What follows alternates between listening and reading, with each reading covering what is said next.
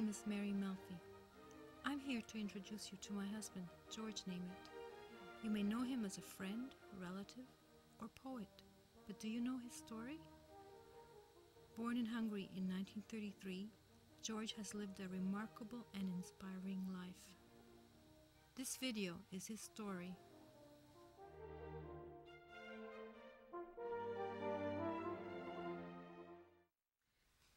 George, what was it like growing up in Budapest, Hungary, when you were a little child?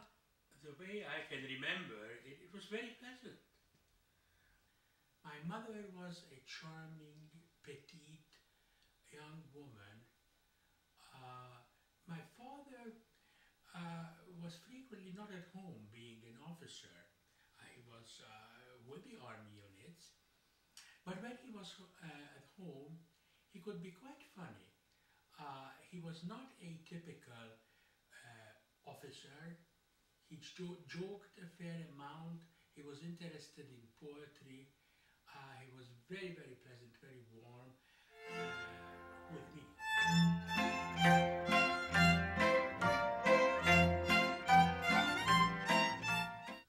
My mother used to cook with the help of the maid.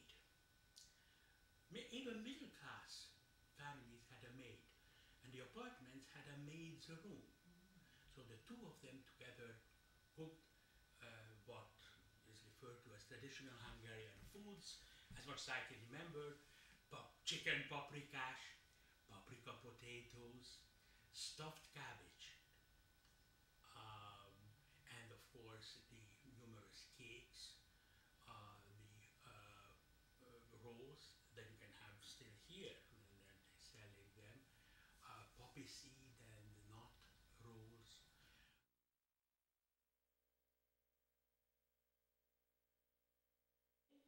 I started school, elementary school. It is there that I met my best friend, who is still, after so many years, still my best friend, Frank Kunz, Professor Frank Kunz. Well, George is my oldest friend, and we met when we were 6 years old in grade 1, and we spent virtually most of the time during the day together.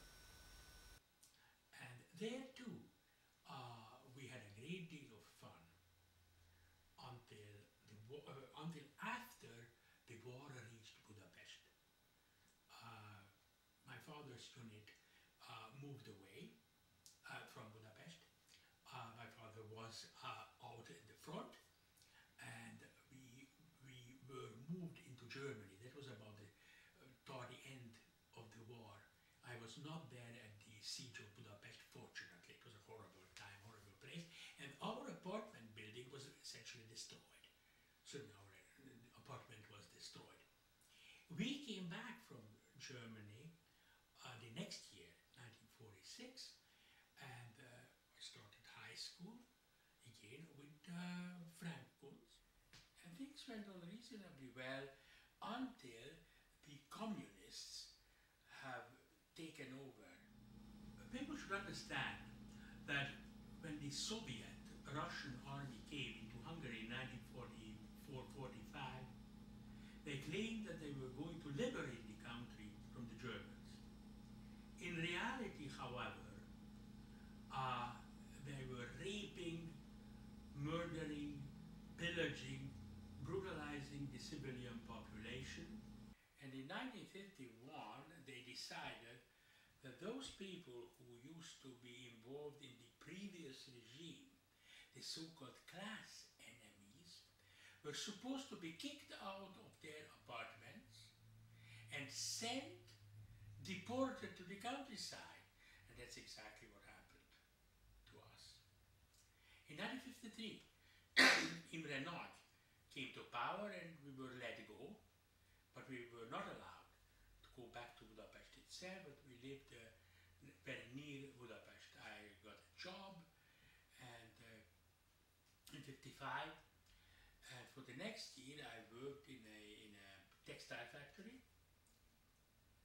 and in the meantime I completed my high school career and I was preparing to get to university. Well, things turned out otherwise. In October 1956, the Hungarian Revolution broke out, and once the Russians suppressed the revolution, I thought that it was going to be a good idea to leave. And the horrible thing was, I didn't leave Hungary because I wanted to, but it was the political circumstances. I never realized the departure's pain until we got to the La Manche Canal, and we were all on the ferry, and we all looked back and we sang the Hungarian anthem, and I knew I'm never gonna go back home again. That was one of the most painful memory of leaving.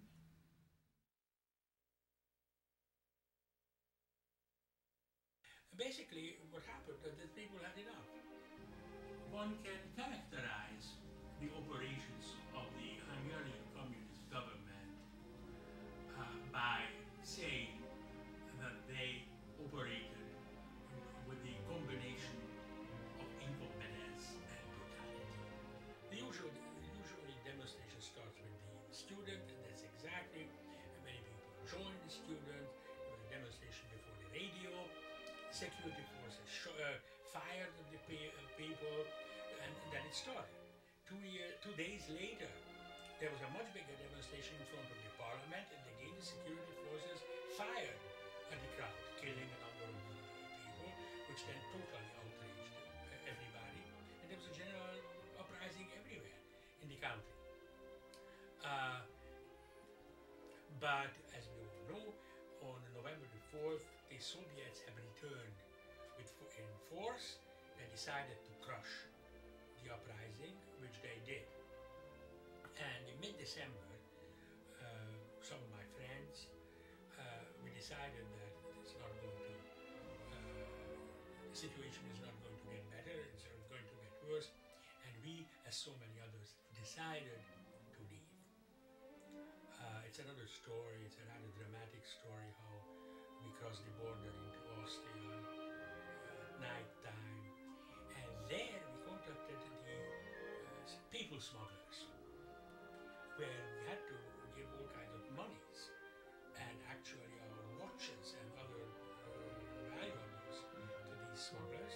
We came in early 57, so the revolution, as probably some people know, was in October 23rd, 1956, the previous year. So then in 2 months, 200,000 people left Hungary. Well, it took us almost 3 hours in the forest. Can you imagine at night time? There was some moonlight, but not much, in a totally unknown and strange place to try to go in a straight line. We had a group of about 30 people, and we lost that group almost immediately, within 3-4 minutes. But eventually we got to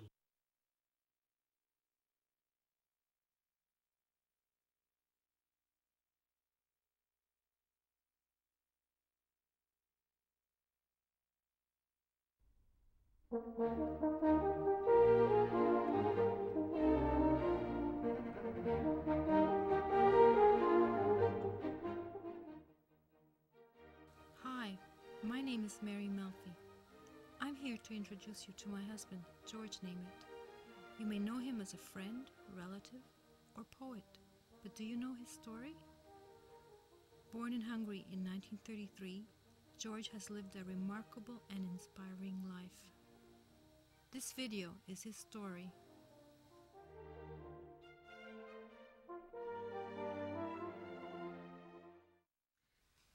George, what was it like growing up in Budapest, Hungary, when you were a little child? the way I can remember, it was very pleasant. My mother was a charming, petite young woman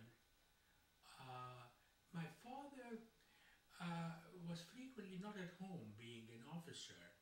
He was with the army units. But when he was at home, he could be quite funny. He was not a typical officer. He joked a fair amount. He was interested in poetry. He was very, very pleasant, very warm with me.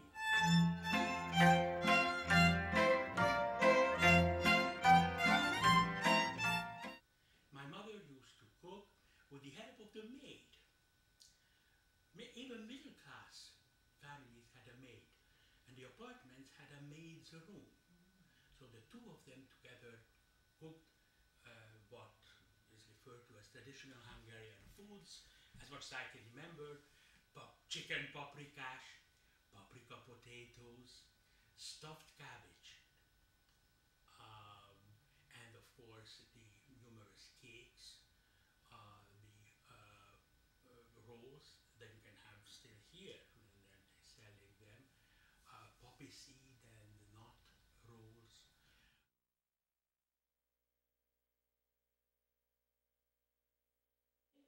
I started school, elementary school. It is there that I met my best friend, who is still, after so many years, still my best friend, Frank Kuntz, Professor Frank Kuntz. Well, George is my oldest friend. And we met when we were 6 years old in grade 1. And we spent virtually most of the time during the day together. And there too, we had a great deal of fun until after the war reached Budapest. My father's unit moved away from Budapest. My father was out in the front, and we were moved into Germany. That was about toward the end of the war. I was not there at the siege of Budapest, fortunately. It was a horrible time, horrible place. And our apartment building was essentially destroyed. So our apartment was destroyed. We came back from Germany the next year, 1946, and I started high school again with Frank Kuntz. And things went on reasonably well until the communists have taken over. People should understand that when the Soviet-Russian army came into Hungary in 1944-45, they claimed that they were going to liberate the country from the Germans. In reality, however, they were raping, murdering, pillaging, brutalizing the civilian population. And in 1951, they decided that those people who used to be involved in the previous regime, the so-called class enemies, were supposed to be kicked out of their apartments and sent, deported to the countryside. And that's exactly what happened to us. In 1953, Imre Nagy came to power and we were let go, but we were not allowed to go back to Budapest itself, but we lived very near Budapest. I got a job and in 55, and for the next year I worked in a textile factory, and in the meantime I completed my high school curriculum, the matriculation exam, and I was preparing to get to university. Well, things turned out otherwise. In October 1956, the Hungarian Revolution broke out, and once the Russians suppressed the revolution, I thought that it was going to be a good idea to leave. And the horrible thing was, I didn't leave Hungary because I wanted to, but it was the political circumstances. I never realized the departure's pain until we got to the La Manche Canal. on the ferry, and we all looked back and we sang the Hungarian anthem. And I knew I'm never gonna go back home again. That was one of the most painful memory of leaving.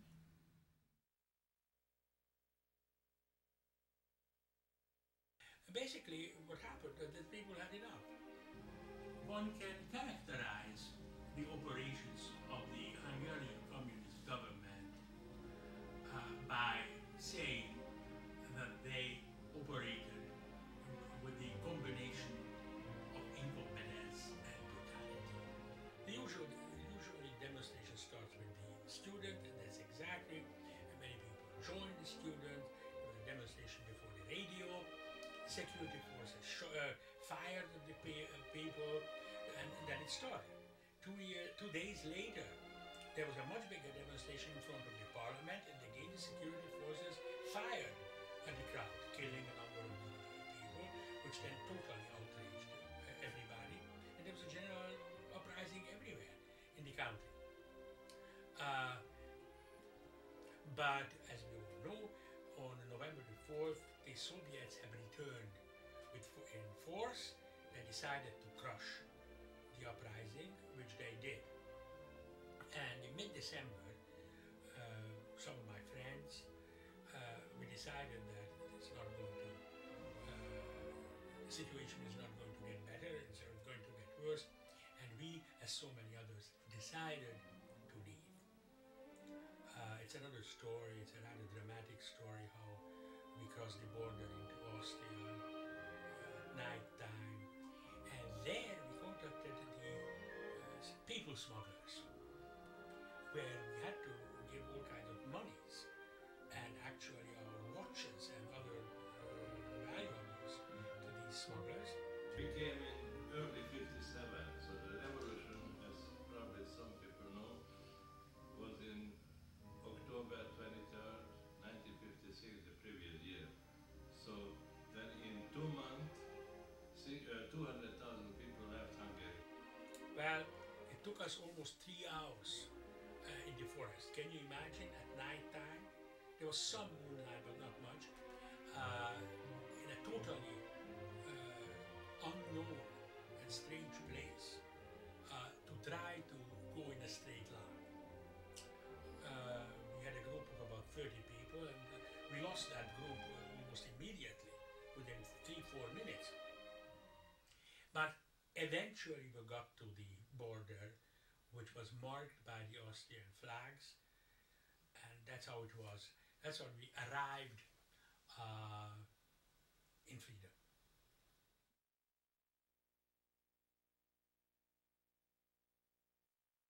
In Vienna, we met recruiters from Canada, and Canada was very interested in the refugees, so we went to the Canadian embassy where there were medical examinations, and of course we were found healthy, and by late January 26, we were on a plane to Montreal.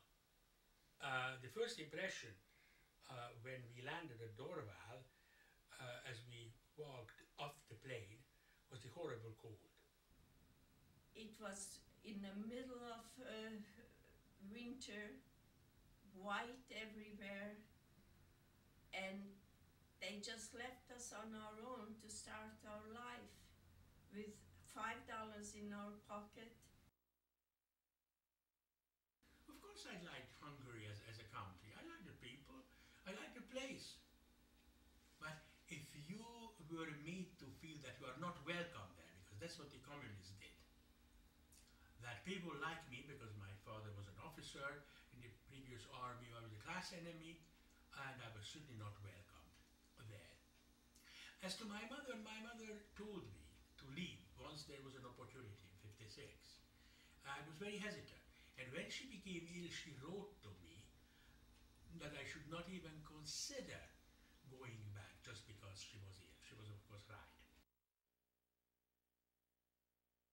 We discovered the Hungarian espresso espressos and coffee houses and restaurants on Metcalfe Street on Stanley Street, the Pum Pum and the Rosemary. Our quote-unquote headquarters was the Rosemary restaurant. And here we made new acquaintances and new friendships. We had a very good time, in spite of the fact, of course, that we had a very good time, in spite of the fact that we were very poor. Some of us who got acquainted in the Rosemary eventually took a small basement apartment, which I think it wasn't even an apartment in the usual sense, on Lorne Avenue, which was even then was referred to as the Mexican Ghetto. And this we called the submarine, because it was below the street surface, and the quarters were quite cramped. There were 5 of us living there, including one character who was sleeping, who slept on a door, and the door was put on the top of an oil tank. We found this, we came from a communist country, you know, communists looked down on free sex and the free sexual association. So as a matter of fact, we Hungarians were quite shy and taken aback by Canadian and especially American girls, the free style. Is it true, George? Yeah, I think so. Yeah, I would say so. I think the first time I came into the submarine, we climbed in through the front window because there was so much noise and partying that nobody heard the doorbell. I'd just come back from skiing in the Laurentians. I had a loaf of bread, which we tore apart with our hands and devoured. And so it went on from there. And I think what attracted me about the Hungarians was they were so different from the way I'd been brought up. So all the noise, the singing, the arguments, the puns in several languages, the general good cheer alternating with deep gloom, the general hilarity. They're very interesting and entertaining bunch. Our parties were good, they were famous, so people came from all around, you know. So that's how Andy, for instance, and Christina got together, if I remember well.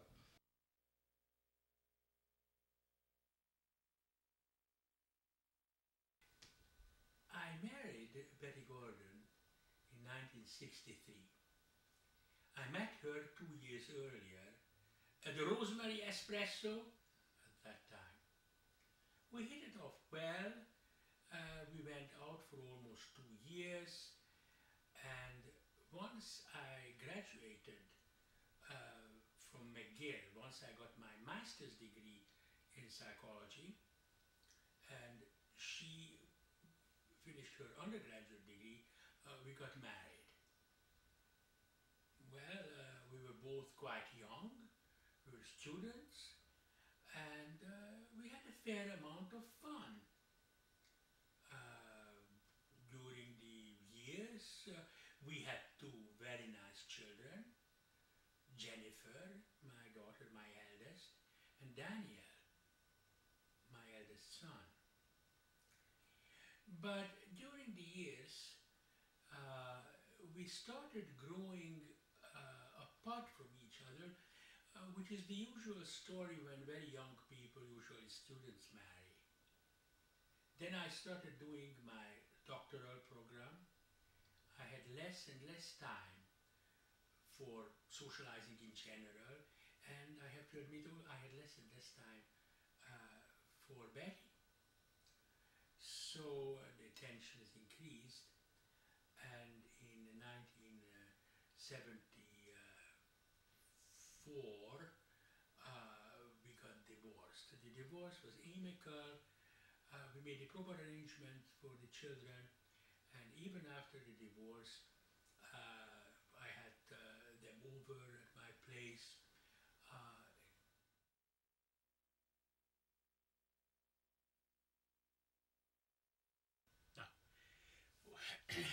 What kind of poetry I wrote, mostly obviously in Hungarian, unusual stuff. I discovered surrealism, and that impressed me a great deal. That reality can be sort of cut up and put together like a different collage. also that it is possible to view reality from different angles. Because that poetry, I found that his poetry speaks directly to me. It is, we could be sitting in a fishing camp or over a dinner or whatever, and Nemeth doing his bizarre word pictures. And that's what they are, word pictures. In 1980, a few of us, András Sándor, László Kemenes-Géfi, László Baranszky, Joseph Bakuc and myself, decided to found a literary magazine, which then was referred to in Europe as the avant-garde of content rather than form. And of course we wrote what we wanted to write, and we realized how liberating it is not to have self-censorship, how exciting it is to write what we want to write, want to express, without having to consider other people's opinion, publishers' comments or criticisms, etc. It was a very, very exhilarating experience. We were able to turn out 12 copies, 12 issues over the years, and it is something that in Hungary it is still being discussed and debated in literary circles. And finally came the Missa Agnostica, which I think that after the Compendia of Arany János is the greatest piece of Hungarian literature I have ever had the good fortune of coming across. I mean, it's to me, it's such a personal thing, in a sense that it speaks to me, and it says what I feel and what I feel like saying. Okay, Mary Melfi, she is the love of my life. George, my husband is going to read a poem he wrote for me. I submit to your love, for it is the one impossible gift, the one incomprehensible and sustained act of redemption that lifts the cleansing of the soul, also plural, out of the chilled Gothic of bishopric form into one mind, secular and despairing life. Wave your petals and similes, open your images, prayer books, loins, Palantin, for I need saving in this world. Never mind eternity. Who cares about eternity when your body is imprinted into mine, a kinesthetic memory? I demand a miracle, a sustained miracle of your presence. I am a supplication, an offering, a holy and unholy tantrum. I want your love. I'm lost and condemned without it.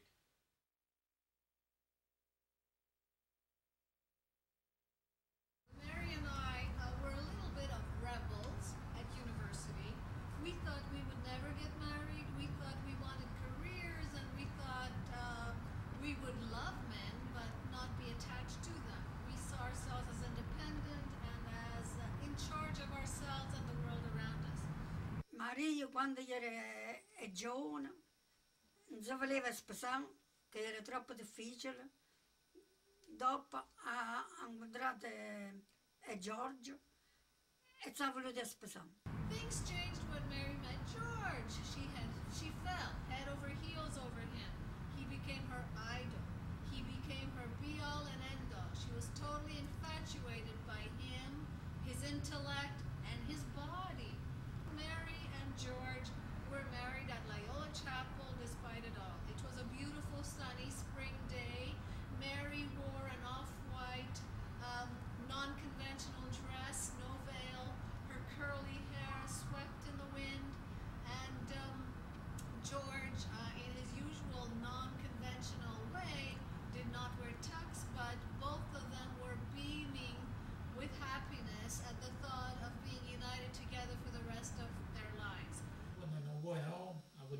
parecchio. Pure che dopo è sposato l'ha rimandata a scuola.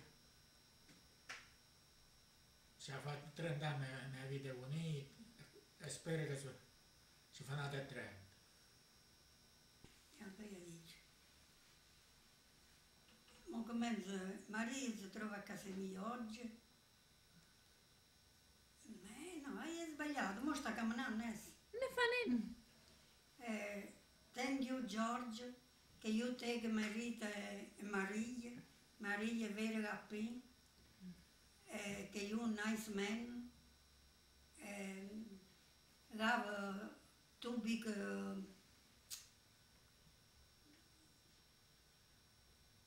due belle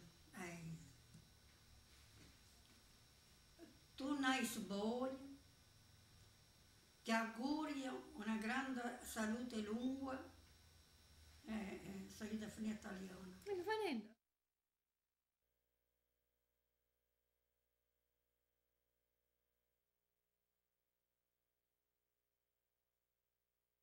So, what makes a Hungarian a Hungarian? Goulash. Goulash. So, Oh, you think say Hungarian? Hungarian. Yes. I agree. Homemade wine. Sausage. I think it's the sausage.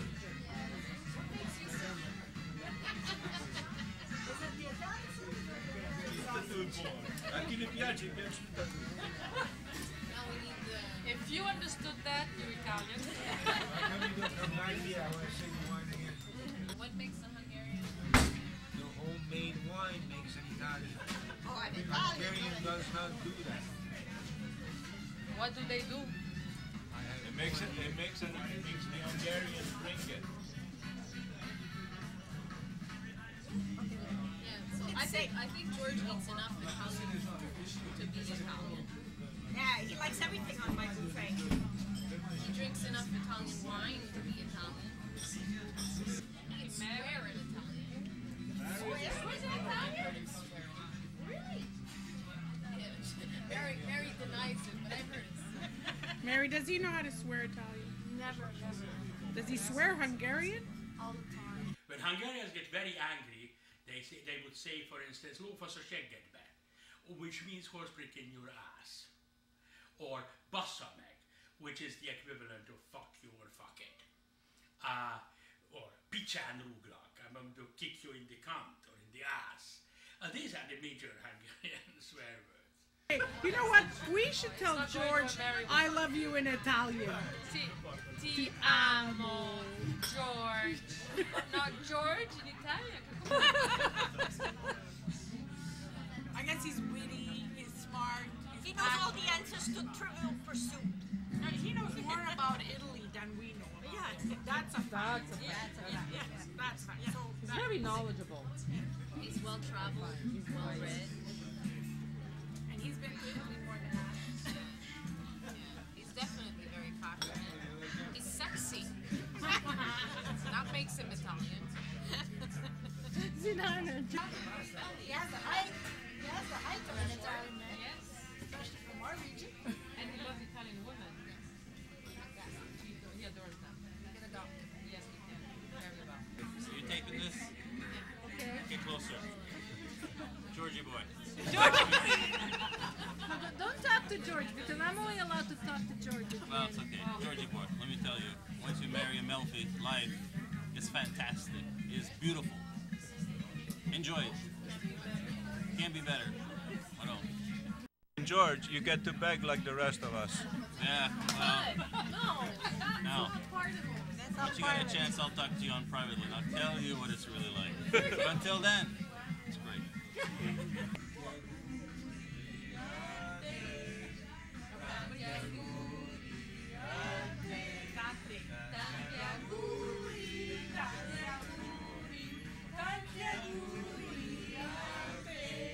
The Melfi clan has decided that George Nemeth should be an honorary clan member.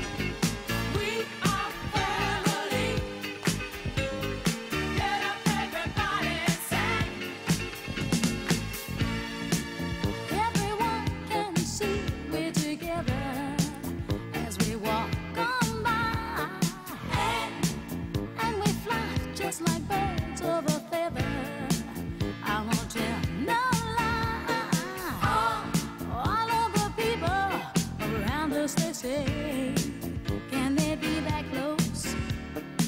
Just let me state for the record, we're giving love in a family dose. We are family. Hey, I got all my sisters with me. We are family. Get up, everybody, and sing. Sing it to me. We are family. I got all my sisters with me. We are family. Get up, everybody, and sing. Living life is fun, and we've just begun to get our share of this world's delight. High hopes we have for the future and our goals in sight. We know we don't get depressed. Here's what we call our golden rule. Have faith in you and the things you do. You won't go wrong. Oh no, this is our family jewel. We are family. Sing it to me. I got all my sisters with me. Sing it to me. We are family. I can hear you guys. Get up, everybody, and sing. Ooh, we have faith in you and the things you do. Hey, hey, I got all my sisters with me. We are family. Get up, y'all. Get up, everybody, and sing. Hey, hey, we are family. I got my sisters with me. I got all my sisters with me. We are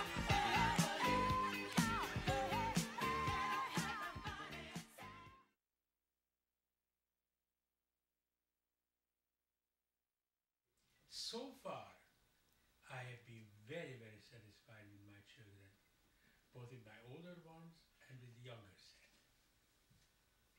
I have no particular criticism to offer or to voice, and I think that this Nifi is very good.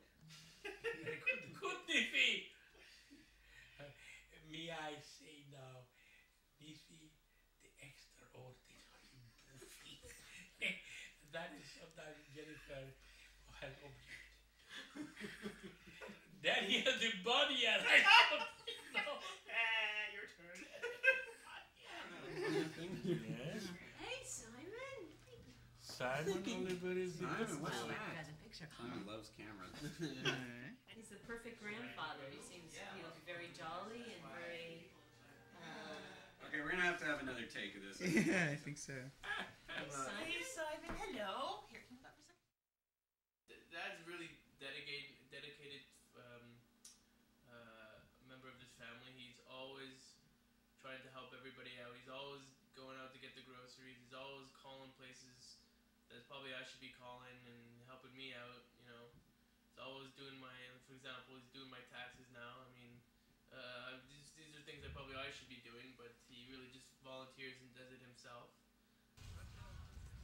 Well, when Julia and Stefan were a lot younger, particularly Stefan, they used to play here, baseball. Stefan was a star.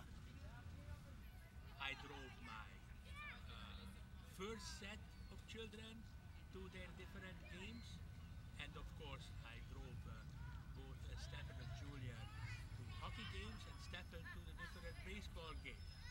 It was great fun to watch.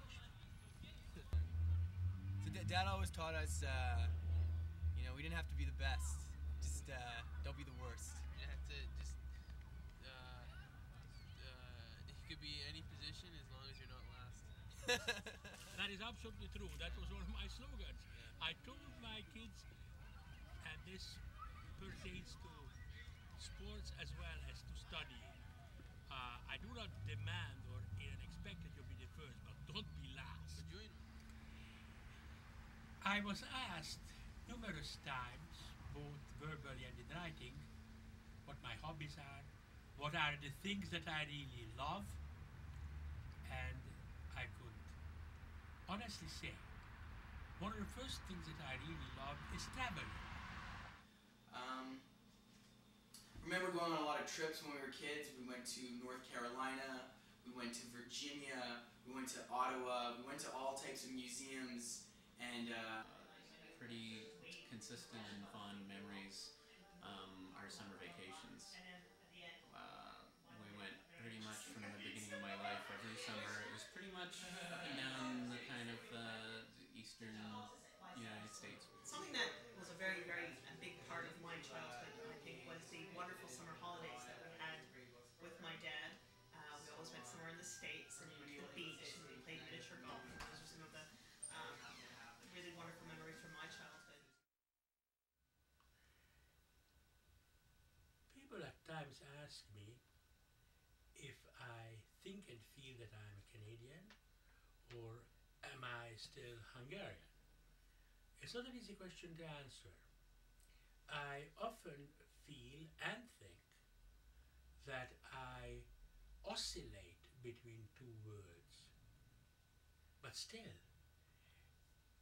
I feel at home there, but when I'm there, I feel that I should be coming back to this particular home. After all, my wife and my children are here. My family, my base is here. I mean, Dad is a really kind of interesting person, right? He's this immigrant from Hungary, came here with basically nothing. 1956, he escaped through the woods from Austria, comes to Canada, comes to Montreal, doesn't have much of a command of the language, ends up becoming the head of psychology at the Queen Elizabeth Hospital here in Montreal and NDG. He ends up becoming a professor at Concordia University. He's a renowned poet in Hungary. He still writes in Hungarian and speaks in Hungarian every day. And he, at the same time, he's 100% there for his family, so...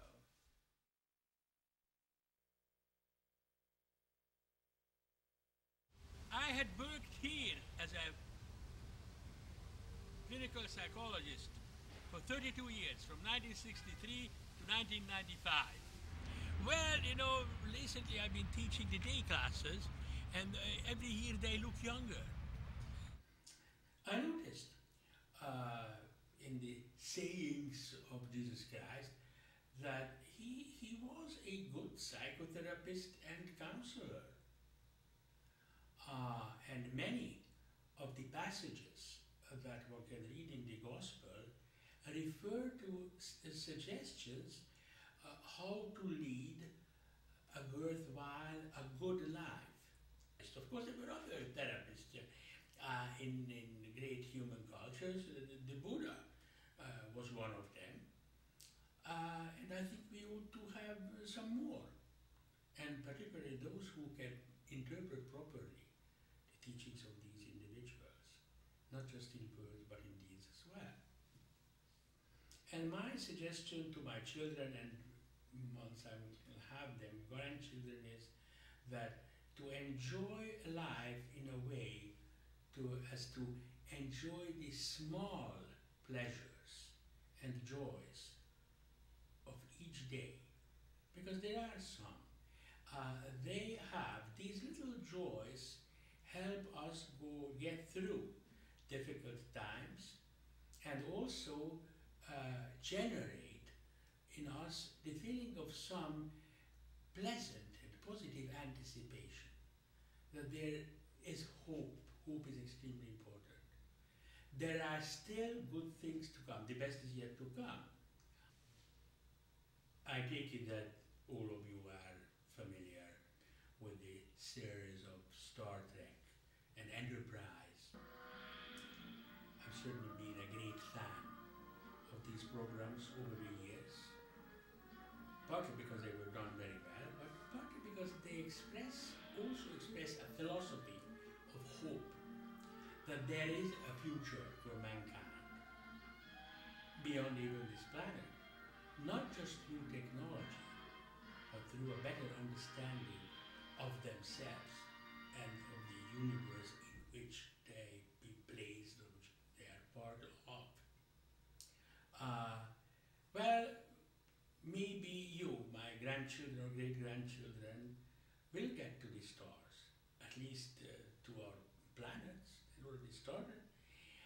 And this, I think, shows perhaps the way, even for those who are not religious in a structured manner. So there is hope of mankind, both for individuals and for all of us together. And I'd like to end it with Mr. Spock's the Vulcan greeting, live long and prosper.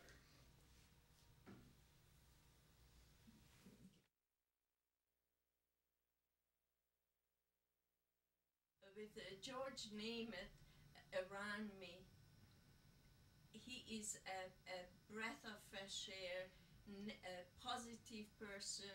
He loves life and enjoys every minute of it. George, great man, very intelligent man, very resourceful man as well. And, George is very, very intelligent man. It always surprises me to learn what he knows. I can have a discussion with George about just about anything. He knows a lot about geography, politics, medicine. Anything goes with George. In the drama of life, you have a lot of actors and characters, and so we share the memory of these.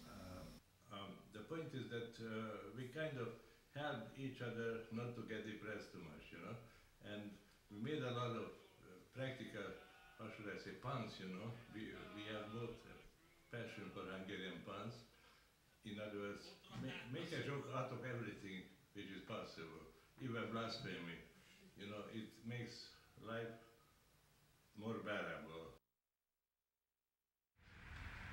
Introducing you to George Nemeth was a pleasure and a challenge. This is a multifaceted individual. It's impossible to know him, really know him. This coming May, he and I will have been married 30 years, and still he surprises me. Oh, how he surprises me. In many ways, George is a chameleon. To his friends, he's robust, talkative, and always ready for a joke. To his patients, he's reflective and serious. To his students, he's a stern but kind. And to us, his family, he's the guy who pays the bills. He's our provider, providing food, shelter, and love, a la George Nemeth. A unique style. Oh, one more thing. And this is for George Nemeth only. George, darling, you introduced me to a new way of life. One in which every day is a good day to be grateful. Grateful for this moment, this garden, this tree, this leaf. Happiness is not elusive like a butterfly. Rather, it is the butterfly. There's no need to catch it. It's perfect as it is in the wild. Thank you, my dearest, for being yourself. Free, wild, and strangely elusive. Thank you most of all for your unconditional love. Your wife, forever and a day, Mary.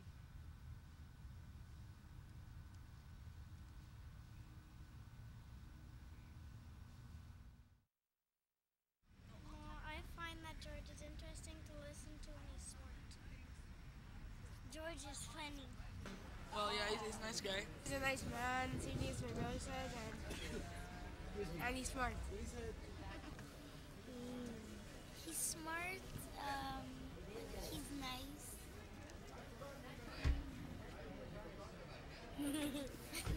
And I love him.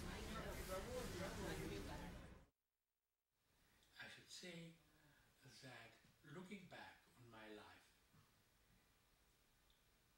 I found it to have been meaningful and most part rather pleasant. Okay, that's